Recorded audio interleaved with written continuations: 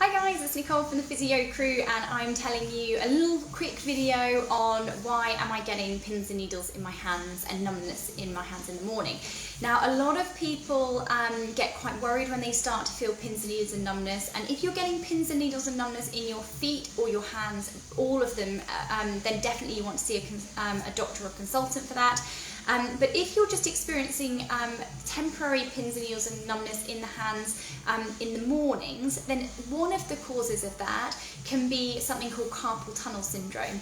And carpal tunnel syndrome is where the median nerve gets compressed as it goes underneath the reticulum in here, and it's an area which is quite small and it's quite compact, so it only takes a little bit of inflammation to irritate the median nerve, and then that can give you numbness or pins and needles in the area that's affected. Now it's actually quite something in most patients that we can treat conservatively, so we don't have to go in and have an operation. For people that it really doesn't, that physiotherapy doesn't work, they can do an injection, they can do a steroid injection to settle down the inflammation around the nerve, or actually they can do a carpal tunnel release, which is where they actually do a surgical incision and they free up the space around that area. So what can happen is the nerve can be freer, it doesn't get compressed, and then you don't get the numbness. So common people who get this type of problem, people who are typing a lot of the time, people who are using vibration tools, and some of the things that you can do to help are stretches to try and stretch the area out.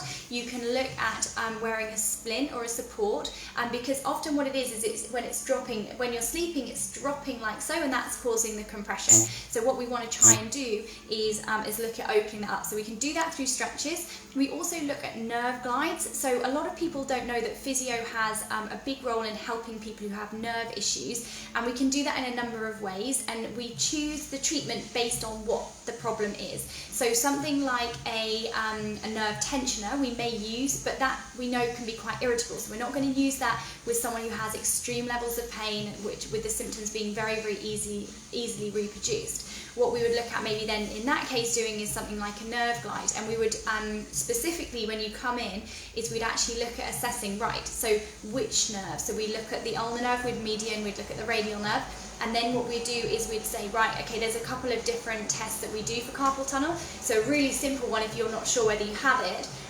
is if you actually hold that down like so and you hold it for a minute or so, that will often reproduce the symptoms. Make sure you're holding it for an actual minute. I've seen a lot of therapists when they are, or physios, and when they are holding it in this position, they might hold it for like 20-30 seconds. It's not enough, like you have to hold it for a full minute. Obviously if you get the pins and needles before that or the numbness before that, then just leave it. It's already proven that it's happening. So so don't just sit there like that, because that's likely to irritate it. Just do it for a short period of time to test it and then leave it. Other things we look at is whether the tingling and numbness is coming from a different area. So it might be coming from a nerve root in the neck, it might be coming from compression of the nerve along its course. You can sometimes get nerve entrapments in the elbow that can cause tingling and numbness further down the hand and the arm. So those are the kind of things that we're doing when you come into our assessments. We're looking at, is it the neck, is it the thoracic spine, is it a nerve compression somewhere along the course of the nerve, is it compression actually at the carpal tunnel? So we do lots of tests for that. So we've got the TINNLS, which is the tap test, and we've got Valens, which is the pressure test like so. And yeah, and it can be really easily treated with some stretches, with physiotherapy. Sometimes ultrasound is appropriate. If physiotherapy is not working, so you need to try sort of 4 to 6 weeks of doing those exercises every single day. Sorry, I'm just going to turn that one off a minute. So you're doing those exercises every single day, and then if that's not working, then we look at steroid injection, or if that's not working, a carpal tunnel. But don't just go off and have surgery, because it's quite a big rehabilitation program. We also see people following the surgery to get the hands working normally again, to do nerve glides, to get the nerve moving normally again. But there's pretty good success rate with it. It is quite common that if you have it on one side, you sometimes have it on the other side as well. So sometimes it'll need surgery, sometimes it won't. If you have any questions for me at all, just comment in the blocks below and I'll do my best to answer them. Take care guys, bye bye.